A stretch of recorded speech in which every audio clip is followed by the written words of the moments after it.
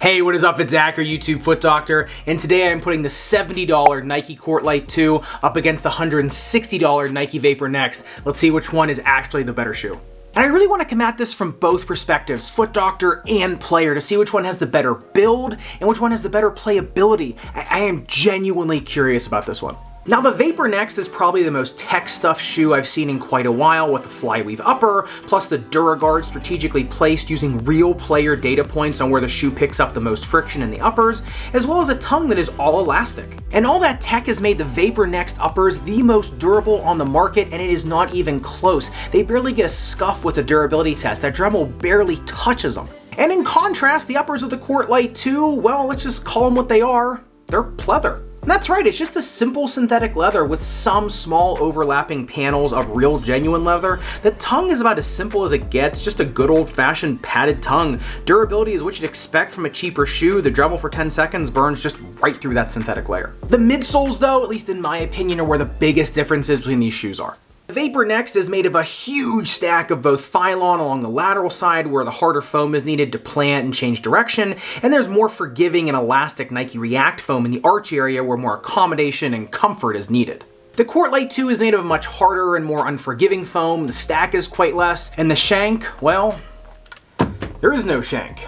Just foam. But if you just look at the serve test, only 18 centimeters of serve height on the Vapor NXT and 27 centimeters on the Court Lite 2. Now that's what really caught my attention. But back to the engineering, the outsole tread of the Vapor NXT is a combo wet track racing tire pattern on the inside and a geometric punch out on the lateral side for suction cupping a hard court. These are not made for anything but a hard court, but on that surface they really do excel at gripping and controlling sliding, and barely a scratch on the durability test with a Dremel of 10 seconds on the highest grit sandpaper. And the Court Lite 2's outsole is actually a little bit more all court. You see you got some nubs here, differing widths of herringbone, even some racing skids. However, the durability profile of this tread is quite a bit less. On that same durability test, he's actually got about 2 millimeters of damage, which is actually on the weaker side of the spectrum for tennis shoe rubber compounds. Now, the grip on these is middle of the road. It's not elite. It's not bad by any means either. I didn't get as fast of a suicide test time as the Nike Vapor NXT in these.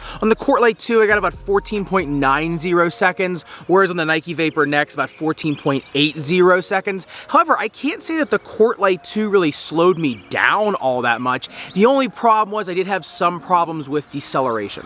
Because the uppers aren't as supportive and the midsole is really hard, your foot kind of wants to slide around in the shoe a little bit. Now, a textured insole or orthotic will help that, but just compared to other shoes, even just in general, not even the Vapor NXT, shoes are incredibly hard to decelerate in. But remember, as the name would suggest, the Nike Vapor NXT is a lot heavier than the Nike Court Lite 2, so when you're doing something like the suicide test, this is just a whole lot less of a shoe to be hauling around. Now, the fit of the Vapor NXT is pretty accommodating, especially for Nike, for most foot types and widths. Not a lot of break-in time. The midsole is really plush and cushioned. The elastic tongue, however, really allows the shoelaces to cut into the top of your foot, especially if you have a high arch, which you immediately notice when tying down, and especially in the swing phase of your gait cycle when you're pulling the shoe up. The Court Lite 2s, in contrast, have a much lengthier break-in time with a specific pinch point right over your big toe joint. Now, in terms of width, they are a bit boxier than some Nikes, but they still do feel a little narrow. Their width profile is not nearly as accommodating as the NXT, but you just immediately feel that less accommodating synthetic leather, the stiffness of the panels, and just an overall lower to the ground and less cradled feeling in the midsole than the NXT, just because that foam isn't nearly as plush and nice feeling under your feet. But when I finally got these two shoes onto an actual tennis court playing against a real opponent, that's when it became glaringly obvious what the differences between these two shoes were. As soon as your lead foot hits the ground after serving on the Vapor NXT and the Court Lite 2, you realize where the priorities of these two shoes really are.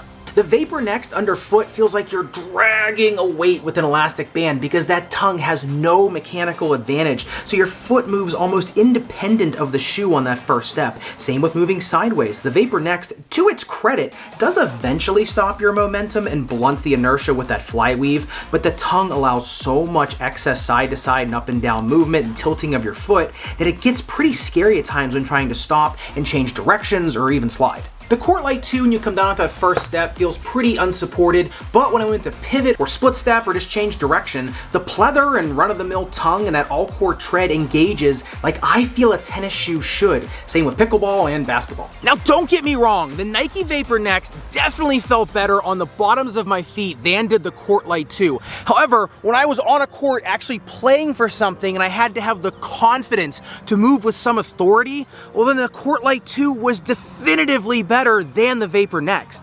And proving my point, look back at the serve test. If the Vapor NXT has all this player data behind it, as Nike states, and I have no reason to believe they're lying, then why did the cheap, generic foam of the Court Lite 2 give me better initial energy return than the meticulously thought out Phylon and React foam combo in the Vapor NXT? Well, it's the same reason not every stacked NBA basketball team wins the championship every year. Just because you have all the highest tech elements all sewn together in a shoe doesn't mean they're going to play nice with one another. And it also doesn't mean that they're good for every application. In the Vapor NXT, it's the tongue. You just can't have a shoe weighing in at 16 ounces held together by an elastic tongue. It creates a failure point in the middle of the shoe that just can't be compensated for. Whereas in the Court Lite 2, everything in this shoe is basic. But sometimes basic, simple, uncomplicated is what's called for. Sometimes you just want the shoe to get out of your way. And that's exactly what the Nike Court Lite 2 does. It just doesn't do much. Now if you put an insert in there, especially a good one, you will get a little more performance, but in reality, when you're wearing the Nike Court Lite 2, you're just relying on your own good footwork. You're not gonna get any of the big bells and whistles like you would with, hey, the Nike GP Turbo or the Asics Court FF2 or some other elite shoes. But there's not a lot to go wrong with that shoe either. Now, of course, the Court Lite 2 is not an elite shoe, and I'd rather play in just about any other Nike shoe than the Court Lite 2.